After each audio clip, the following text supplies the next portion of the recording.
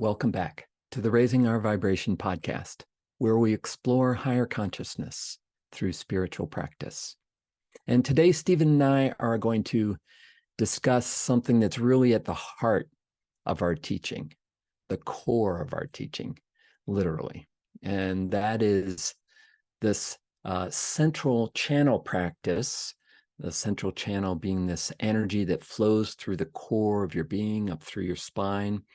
And today we're going to explore how it extends way above our heads in energy centers called bhumis, and way below our perineum in lower bhumi energy centers. And so I'm going to share my screen and talk a little bit about this practice. So here you can see a visual from a book by Amrita Baba called What's Next? So you'll see that reference right down here at the bottom of the graphic. And in the center here, you see a representation of the human body from head down to feet, and energy centers. The little dots are energy centers throughout the body.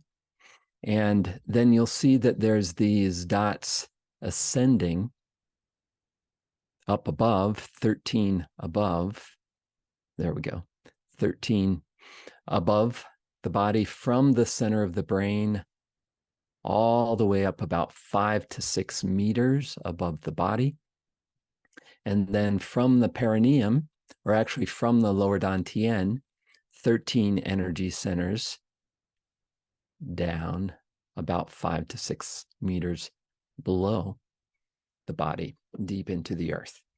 And so what this represents is really the greater awareness that we are, our highest soul essence coming into form, coming into the body. So these energy centers up here represent our formless nature as light. And as we come down into the body, we take on layers of denser frequencies as we come down into the body and root ourselves down into life here on the earth. So that's what the bhumis represent. They represent these energy centers along the central channel. And so in many of the practices that Stephen and I teach, we teach you to feel into the core of your body, to access this central channel, breathe through the central channel, feel the energy centers within. And in our light, love, and peace meditation, we've taken people into the energy center of the soul star above the head and into the earth star below the body, below the perineum. And now in this practice, what we're going to share with you is extending that practice. So extending so that we not only go into the soul star, but then up into the finer and finer and finer frequencies above, and the finer and finer and finer frequencies below. And so I'm going to describe the way that I've been doing this practice recently, and also share some graphs from the Flowtime Biosensing Headband that measures your brain waves and heart rate and measures of attention and relaxation. And so I'll show you what this bhumi practice looks like in terms of what it does to my brain waves as I'm doing this practice. So let me describe the practice briefly. This is a practice that I do every day, and begins by going through posture cues and then focusing into the lower dantian, so just below the navel, about 3 finger widths below the navel, deep in the center of the lower abdomen. Focuses on breathing there to cultivate this vital energy in the lower abdomen. And then I drop the energy down into the perineum. and then breathe from the perineum right up through the central channel into the center of the brain. So breathe up through the central channel, really activating the flow of energy through the central channel, and then centering into the center of the brain. There are 6 bhumis, 6 energy centers from the center of the brain to the top of the head. So very small increments up from the center of the brain. So the practice here is to feel into the center of the brain, sense the energy there, breathe through that energy center to activate it, focus, enhance the sensation of energy. Move up just slightly to bhumi number 2. Feel the quality of energy there. Breathe through that. 3, 4, 5, 6 to the top of the head. 6 is the crown point. Again, feeling the energy there. There you can really start to feel this openness to this column of light above you. And then the practice is to go up to bhumi 7, 8, 9, 10, 11, 12, and 13. At each one of those, sensing the quality of energy, breathing through those energy centers and really attuning with those frequencies. At the top, at 13, spend a little time just resting up there, just resting in the greater essence of who we are, that vast, boundless awareness that we are, that light, that openness at the very top of the central channel. And then feeling the energy flowing down from the 13th down to the first upper bhumi, really feeling the flow down, the download of that higher frequency energy into the center of the brain, drawing that energy into the heart, feeling that energy transform into love in the heart, breathing that love in and out through the heart to really anchor and saturate the heart with that unconditional love. And then we go down into the lower bhumi section of the practice. So then feeling the connection of the heart to the lower dantian and the lower abdomen, breathing there, feeling the quality of energy there. There's 6 bhumis from the lower dantian down to the perineum. So again, very small distance there.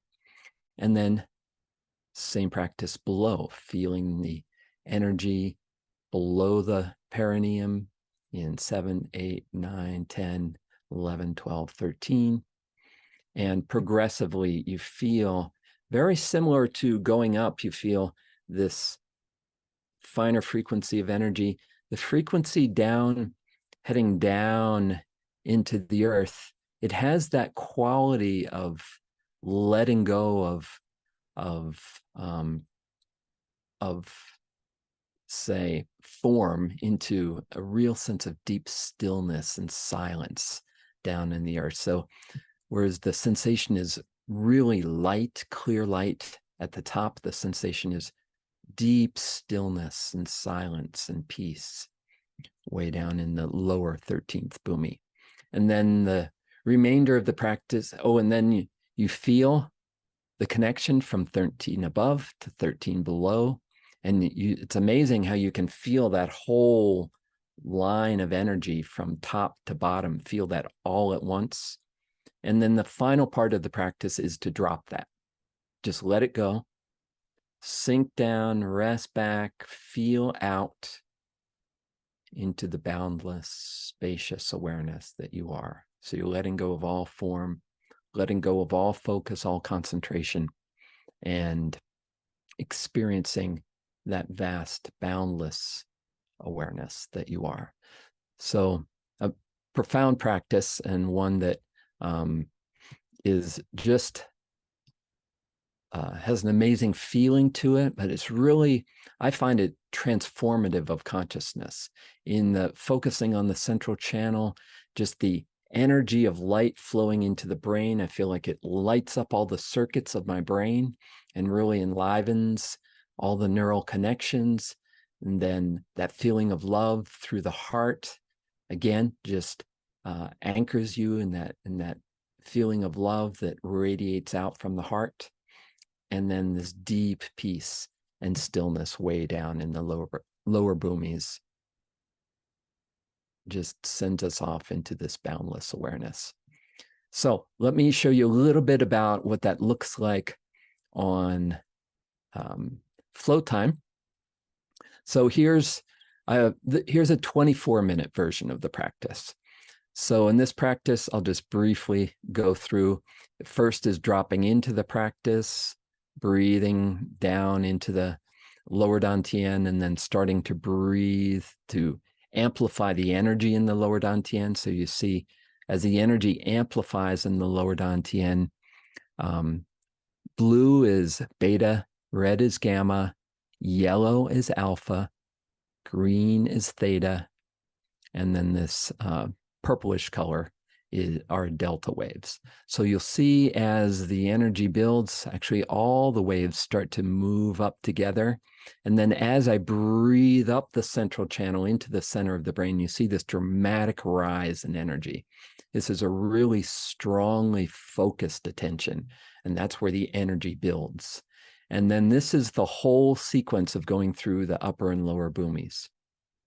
So all of that is highly focused attention, because you're really focusing on these energy centers. So that's high beta, gamma, followed by alpha, theta, and delta below. So you can see the rise in energy. It's pretty dramatic.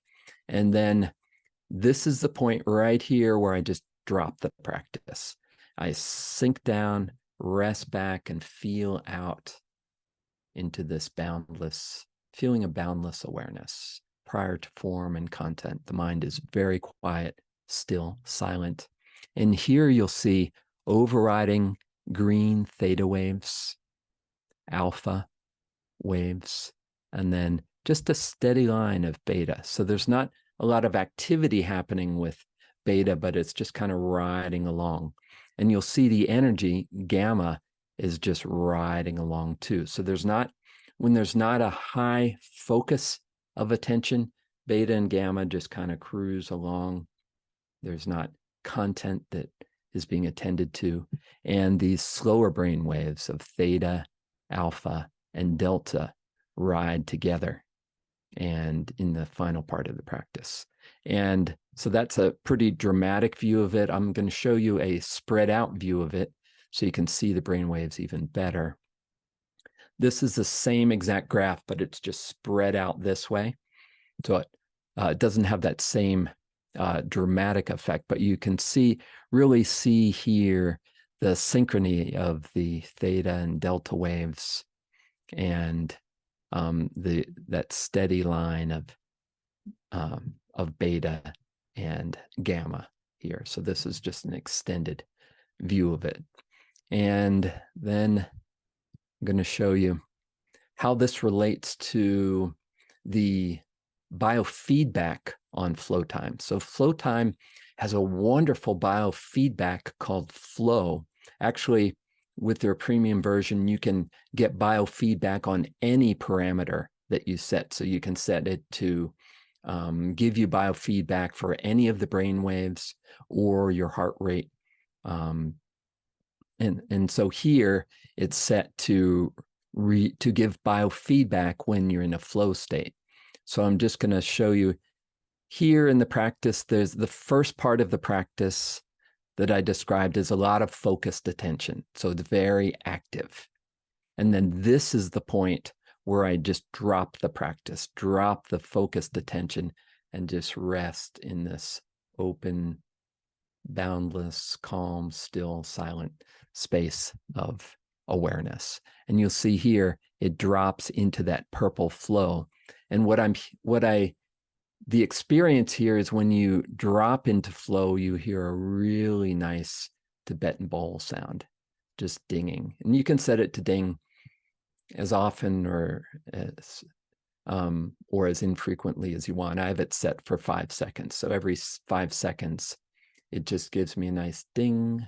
And that just kind of reaffirms to my brain, yes, that's the flow state. You can just kind of hang out in that, and you'll see how that happens here. So it's a really cool biofeedback related specifically to this part of the practice where you're letting go of focused attention, resting in this diffused awareness, and you get this wonderful biofeedback.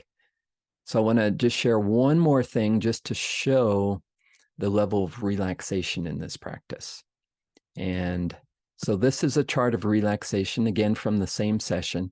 And you'll notice at the beginning, when there's a lot of focused attention, there's the relaxation levels are kind of up and down as you focus and you're really concentrating and feeling the energy, and it's lighting up, it's starting to grow. And then here's where so here's right in this portion from like 5 to 6 minutes where I'm breathing up through the central channel. So that's where there's a lot of activity. But then as I get into the bhumis and throughout the entire rest of the practice, you can see how relaxed it is here. And that's, so that just shows that when you're really building energy and really concentrating your focus initially to get your mind one-pointed, single-pointed, then at a certain point, your mind just is very quiet and you can effortlessly focus while maintaining this deep state of relaxation. So anyway, hopefully that you find that interesting. I'm going to be putting a version of this practice that we call Bhumi Up, Bhumi Down. And Stephen joked that we could call it Beam Me Up, Beam Me Down, which is would also be a apropos name to it. So Bhumi Up, Bhumi Down, we're going to put that on the ROV meditation app probably in the next week or so that if you want to try out this practice for yourself, I'm guiding it really sequentially, and it is a long practice when guided that way because I'm instructing you in how to do it step by step. So, but if you want to experiment with that, you can download the ROV meditation app. It'll be the featured meditation up, like I said, very soon. And then you can try it out for yourselves. So anyway, that was a lot from me, Stephen. I know you have a lot to say on this practice. So welcome in, and I'd love to hear what you have to say about all this.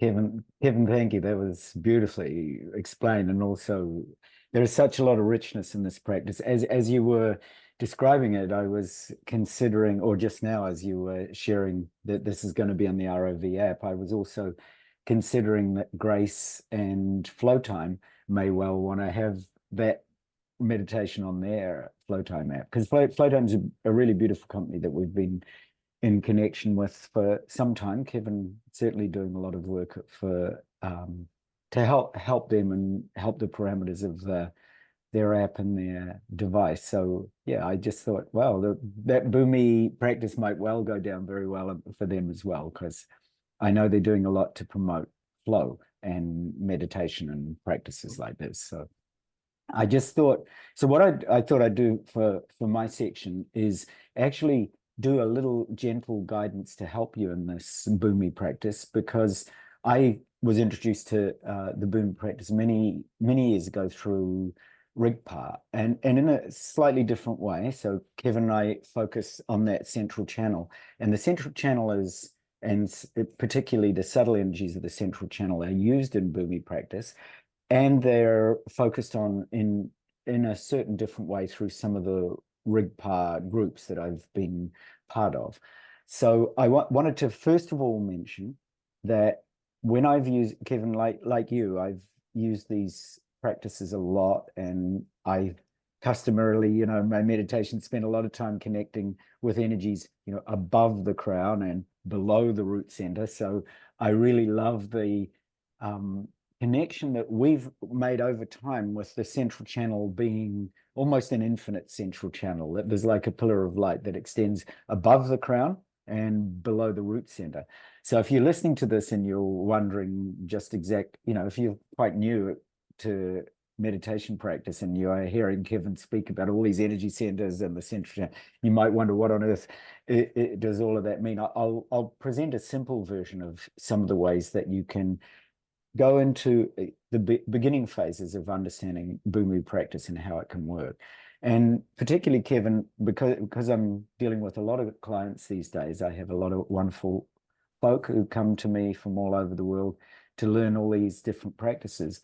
I have subtly, with a number of the groups and individuals that have had a little bit more meditation practice, I've introduced them to those Bhumi points above the crown or below their root center, partly because they've trained with me for some time already in opening their central channel. So they're well aware of the energy points in the central channel.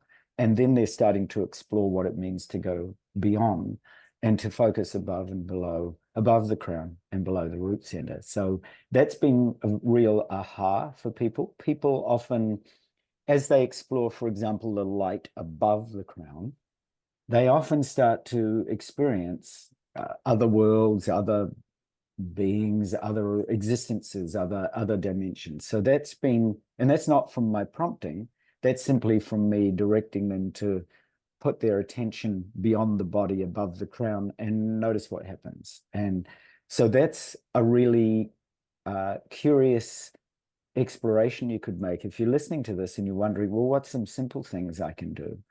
One of the gentle guidances you can do is be aware of different energy sensations in the body and around the body. And when you start to feel, oh, my crown's opening, I can feel a tingling in my crown, then rest in that tingling in the crown for a while and just notice what arises from it. And if there is a sensation that guides you to feel above the crown, like just as in Kevin's diagram, he was pointing to particularly energy centers above the crown, then you might feel what it's like to spend a little time in meditation or sitting out in your front lawn or walking through your forest, resting with your energy just above the crown or just below your root center. So there are really simple ways that I've guided people to help explore those Bhumi points above the crown and below the root center as they're going about their day. So it's a really, you can do the same thing as centering in the heart and feel the heart center, the heart chakra. So a lot of us are aware, and if you're not quite sure, you focus on your heart, you can put your hand there, and most of us will feel some kind of sensation in the heart. So you're picking up an energy center. Now, equally, if you tap your forehead and the space between your eyebrows, that Ajna chakra, the energy center here, right, that extends right from the back of your head right through to the front. So there's an energy center there that when you touch that or you gently sort of place your finger there, you can feel, oh, okay, there's an energy movement. There are sensations there, which is, of course, another Bhumi point right at the center, in the central channel, right in the center of your brain. So there are different, so I often encourage people, if they're used to living in their head, try living for a period of time while you're doing your dishes or eating your food. Try living actually in your root center or your heart center or your crown. So there are really simple ways that we can do this in our practices. So just as an easeful way of feeling into the Bhumis that Kevin was describing, and just to make it simple, I'm going to start from the root center and just slowly work my way up with you and describe some of the traditional ways that the Bhumis are described up to the crown. So there's the energy centers of the root, right at the base of the spine. And then the sacral or womb centers, right a few inches below your navel. Then around the solar plexus, the navel center. And then the heart. And then the throat. I'm just describing them in simple terms. And then the third eye, space between your eyebrows, right in the center of your brain. So if you were to draw a line here, you would feel it somewhere at the intersection point of this, and going right down through your body. And then the crown. And then, as Kevin was pointing out, there are another 6 points to make a total of 13 above. So you go just above your crown to be 8, above that again to be 9, above that again to be 10, above that again to be 11, and then 12 and 13. So I'm going to explore with you just for a few minutes some of the ways that you might feel into this in the traditional Bhumi fashion, which speaks. So I'm not going to go down below as Kevin did, because I just simply want to focus on a certain aspect of the central channel and the Bhumi points going up, and just a certain way that you might feel into them. So you can close your eyes with me for a few moments, and I'll just describe it. It'll be more like a gentle walk in your garden, as I mentioned, or a gentle walk in the forest. It's that kind of feeling that is very easeful. So you don't need to try. And I'm just going to sort of talk to you very gently about the 10 bhumis. So the bhumis themselves, as you close your eyes, I want you to consider you're in a garden, or you're in a sacred place. And you're in a beautiful place that, just like the Buddha was, or like Christ in the garden, or Buddha in his enlightenment when he was in very beautiful places, Vulture Peak, or places where he gave talks. If you have a relationship to that, that's great. That's why I'm suggesting it could also be just your garden. So it's very easy. And you're just resting in this beautiful place. And you're taking your attention down and into the root center. So if you're not quite sure where that is, you can give the base of your spine a gentle rub. So just feeling the energy around your tailbone, right at the root there.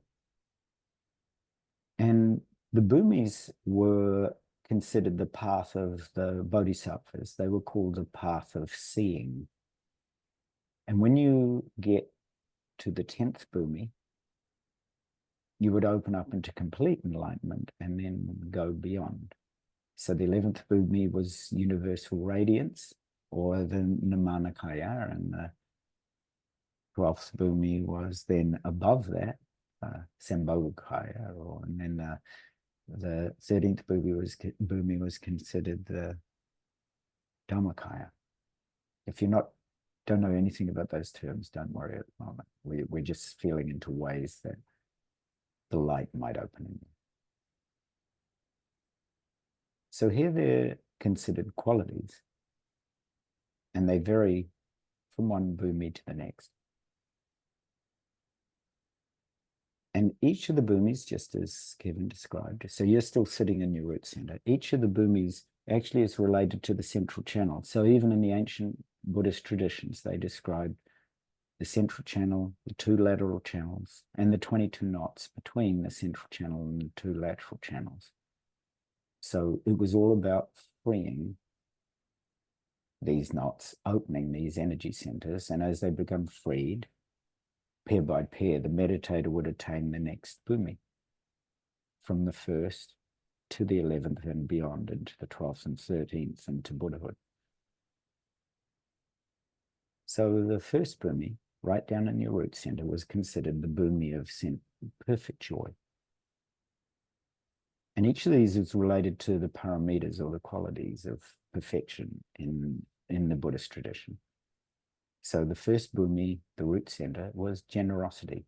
So I'm going to make this really simple. So as you're breathing into the root center, just becoming aware of the energies there, just feel into a situation in which you've been generous, or somebody's been generous to you, or even the potential for generosity.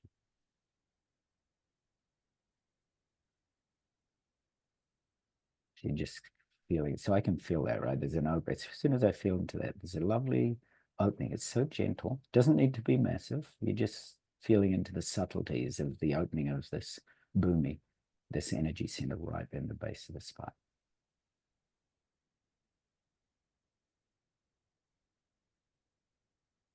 And right at the base of the spine, that simple quality of generosity was said to be able to open all the factors, the 7 elements necessary for enlightenment itself, which are mindfulness, being discerning, being diligent, being joyful, being pliable or flexible, opening the path to samadhi and equanimity. So there's this really gentle flow that generosity brings.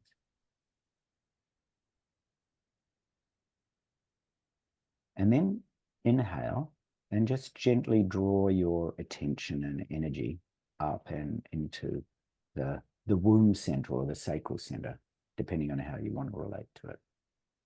And this was called the Immaculate Bhumi. So here I want you to feel into the factor of discipline. And just notice what arises in your life that where you are disciplined, maybe where you need more discipline. Sometimes, we can go out and be with friends and they might attract us to different food or different drink than we're used to. And that the lack of discipline can bring us a little bit of trouble. And you come home and your tummy's got a bellyache because you've eaten something that maybe you shouldn't have, or eaten too much dessert or too much drink. So the second bhumi was traditionally associated with discipline. So you're just feeling into that. Again, there's no judgment, no opinion here. You're just bringing an awareness to areas of your life that maybe need a little more discipline. You might have addictions to something that you'd just like to work with. So you don't need to get rid of them. You're just being aware of them in a very gentle, bhumi-like way. So this is called the Immaculate Bhumi. And it's all associated with the quality of discipline. And then draw the breath in again. And draw it up and into the navel center. And this was called the Luminous Bhumi. And here the quality that's related to luminosity is patience. Right? Quite often we're in a rush to illuminate our soul or to bring enlightenment. Here it's the gentle quality of patience. So you're just breathing in patience. And here at the third bhumi, you notice what are the qualities of patience that you could bring in your life? Is there a relationship you need to bring more patience to? Right at the moment we're working with my daughter and all the challenges she's having at school, and my wife and I get impatient. Oh, I wish she'd hurry up with dealing with this friend or that friend. Is there some level of patience that you can bring to your children or your partner or your friends or colleagues at work? So this opens luminosity. Patience opens luminosity. And it's said that at the third bhumi, the bodhisattva can open heaven through patience. Open the gates of heaven. And then breathing in again. Now you draw the energy up and into your heart. And this bhumi is known as the radiant bhumi. And here the radiant bhumi is related to diligence. The heart, right? The wholeheartedness of applying yourself to something. It opens radiance. It opens this fourth bhumi. So just consider, what do you give yourself wholeheartedly to? Just consider some of the actions in your life that you wholeheartedly devote yourself to. You wholeheartedly give your heart to. Your heart, you give your heart wholly to.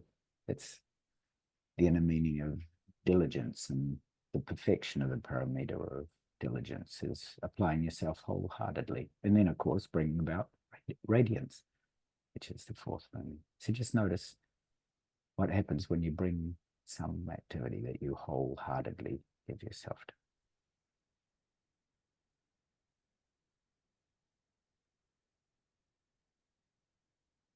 And then draw the energy up with your inhalation to the fifth bhumi. It's right at the throat center.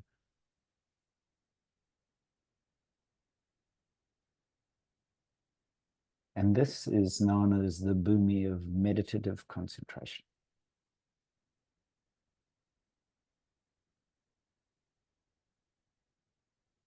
So here you're opening to the power of being able to bring your concentration to just one point. It's known as the hard to keep bhumi, because sometimes it's hard to keep our concentration on one thing. You try something simple like focusing on a candle flame without having your mind wander for 5 minutes. and you'll see how such a simple act of concentration can be quite challenging. So just notice where do you concentrate?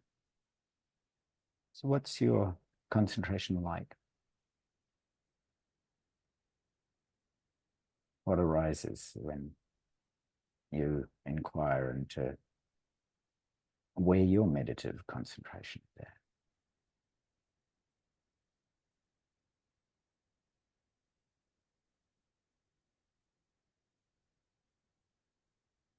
And then breathe in. Draw the energy all the way up up your central channel from the throat and into the third eye area, the Ajna chakra. And this is the sixth Bhumi. This is known as the clearly manifesting Bhumi. And this is wisdom, prajna, the wisdom of life.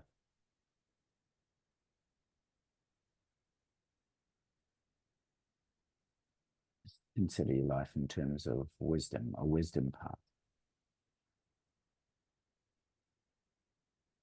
Where do you act wisely in life? So where do you take steps towards wisdom, and where perhaps are you not so wise? Like this is opening the path of seeing through wisdom. And you can often measure or see wisdom unfold by where things clearly manifest. So notice, where are you good at clearly manifesting? Because that's the name of the sixth Bhumi, clear manifestation. Where are you good at manifesting, and where perhaps are things a little bit blurry?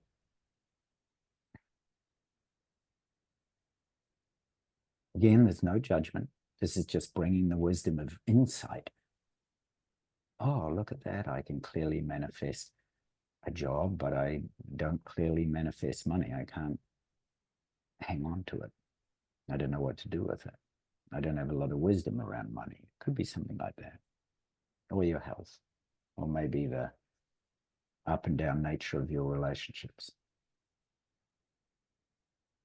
Just notice where there's wisdom and where there's not.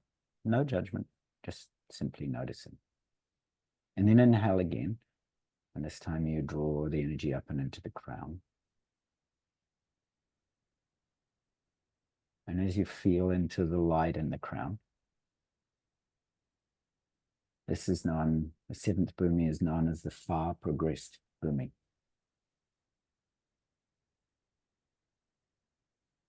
It's the Bhumi of skillful means.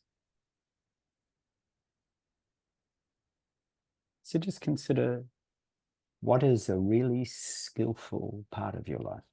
Have you spent a lot of time meditating and developed a lot of skill around that? Or perhaps around a musical instrument, or perhaps around a simple awareness of the breath? So what have you progressed far within this life? Or what have you developed a deep, skillful means?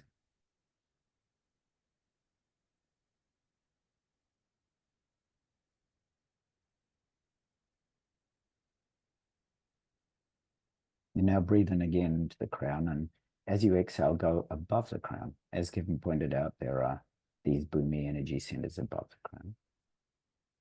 So now feel into the eighth Bhumi. This is known as the movable Bhumi, the immovable, unable to move. Was known in ancient times as the Bhumi of 1,000 realms, where you start to gain access to realms outside the physical. And here the quality is strength. So just consider areas of your life which are strong and immovable.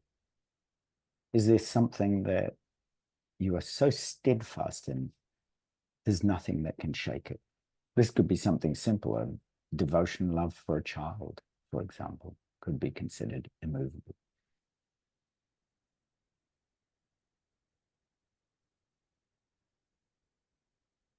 So you're above your crown, simply contemplating immovability and strength.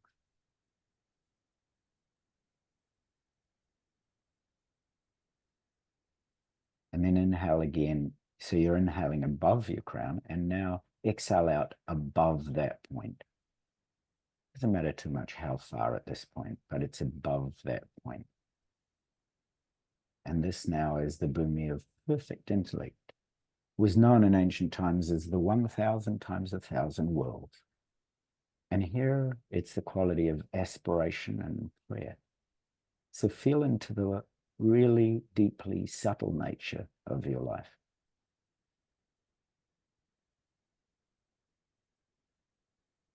The perfection around very subtle energy in life, and the connection with realms beyond the physical and beyond even perhaps the dreamlike nature of worlds and the astral realms. Maybe this is beyond that.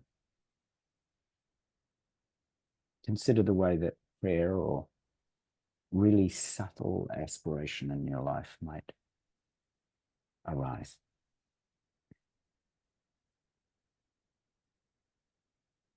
Are there areas of life well beyond the physical that you connect to? Angelic realms, bodhisattva realms, celestial realms. Just notice what arises. There's no right or wrong. There's no judgment. There's no opinion of where this should lead you. It's just an exploration.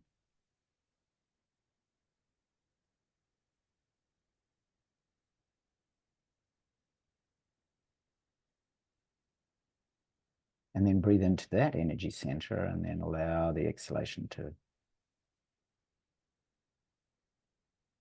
help you ascend above that point. So now you're way above. It doesn't matter about the distance too much. Just simply feel as if you're ascending above that again into the 10th Bhumi, which is known as the cloud of Dharma. This is primordial wisdom or jhana. Yeah. You're starting to drop into the boundless realms. The ability to benefit others on a vast scale. Just consider, what is your ability to benefit others on a very, very big scale? If you were to have all the opportunities in the universe to touch people, how would you do it? Would you do it through meditation? Would you do it through love? Would you do it through acts of charity? Just consider. Consider that deep primordial wisdom at jhana.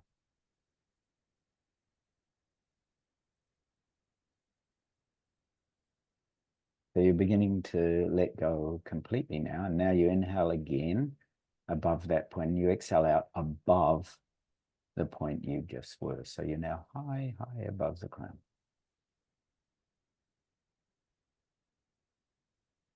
And you're feeling now into the 11th Bhumi, in the Manakaya, or universal radiance, or Buddhahood, according to the sutra system.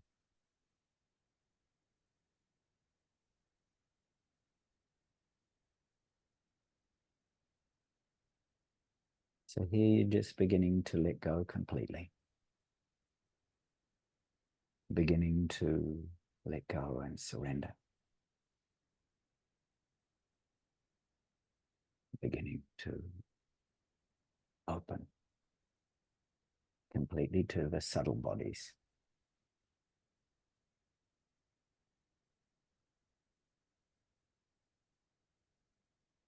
The Nirmanakaya is the form of the Buddha that appears to the world to teach people the path to liberation. So consider if you were to teach people, what that would be. What would you teach? You're surrendering truly into the boundlessness of consciousness.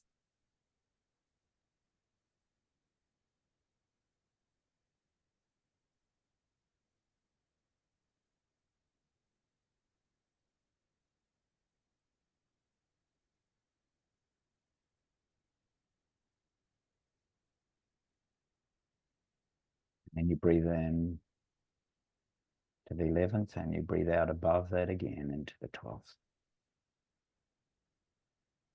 This is the celestial body of the Buddha, the Sambhogakaya, the enjoyment or bliss body. So you're just resting now in blissful liberation. Almost by your very being, others are ignited into bliss or enlightenment. So you just rest as there.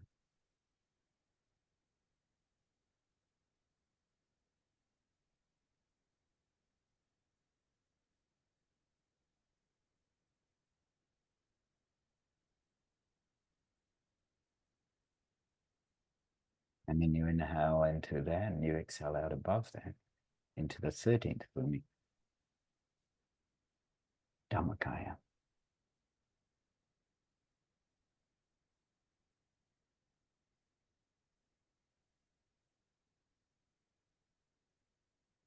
Dhammakaya. Rigpa. The boundless nature of being itself.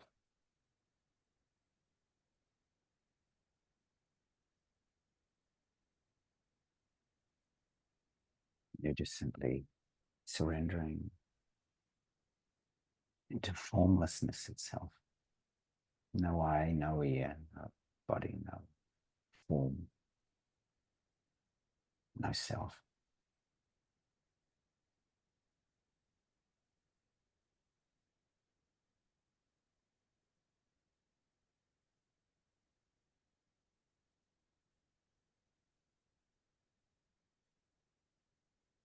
So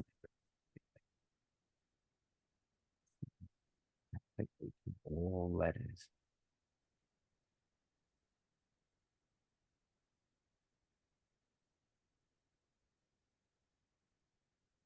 Surrendering into wisdom and compassion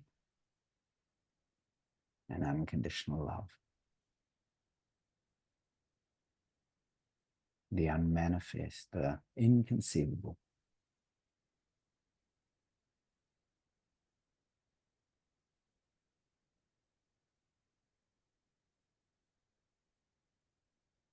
The oneness beyond all words.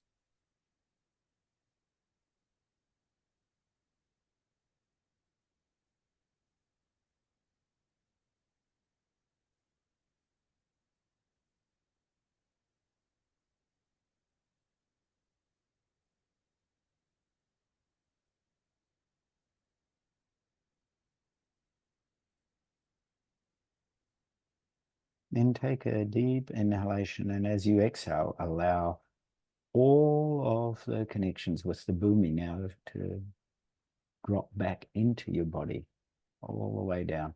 13th, 12th, 11th, 10th, 9th, 8th, 7th into the crown. Just drop right back down through the brain, the throat, and into the heart.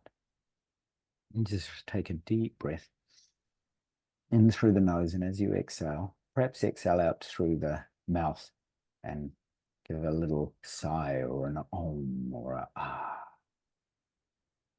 And then a second deep breath in. And then a long exhalation. That long exhalation helps you to deeply ground. Ah.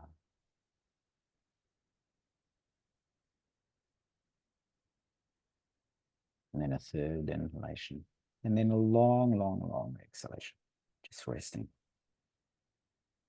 Integrating all the powers of the Bhumi, just as Kevin and I were sharing. So thank you truly for your boundless and pristine and wondrous presence. And I'm going to pass back now to Kevin. Just maybe, Kevin, you might like to share anything that you are feeling or sensing or going beyond, as you might well do more often than not. I know you feel into those spaces, that spaciousness all the time. So yeah, so thank you. Thank you, Stephen, for that guidance. And I do want to point out, just so in case people are confused by the numbering that I used and the numbering that you used. So think of, these are different maps of the central channel. And depending on the practice. So Stephen guided a chakra practice, which numbered from the root chakra upwards. And what I was describing was a 3 Dantian practice, where there was the upper Dantian, the first Bhumi in the center of the brain, numbering up from there, and then the energy coming down into the heart, same in both practices, coming down into the heart. And then the lower Bhumis going from the lower Dantian as 1 down 13 steps below. So working with the same central channel, working with very similar energy centers, but working with them with a different map, with a different way, the chakra system and the upward flow, or the Dantian system, which emphasizes equally going below as well as going above. And the Dantians then really help to integrate all of that energy of the central channel through the lower Dantian and into the earth, and really into an embodied presence there. So yeah, I feel very energized. And I hope you all got a sense for feeling something of that energy flow through the central channel. There's many ways of working with the central channel. And in general, you work with it first within the body, and really, as Stephen was describing, start to feel the different energy centers within the body, and then start to expand it above and below, and really feel that whole current of energy, which is our essential being. So hopefully you got a taste of that today. And if you want to download the ROV meditation app, like I said, very soon we will have the Bhumi Up, Bhumi Down practice on there, so you can experiment with that with guidance. So thank you all for joining us. Thank you, Stephen, for that beautiful experiential guidance for all of us. And if you'd like more information on meditation and awareness, subtle energy practices like this, you can visit us at raisingourvibration.net. And there you'll find links to the ROV meditation app, to our book, Raising Our Vibration, a guide to subtle energy meditation, as well as our online courses and our meditation groups. And we'd love to have you join us there. So again, until we meet next time, love and blessings to all of you. Enjoy your practice. We'll see you again next time. Bye for now.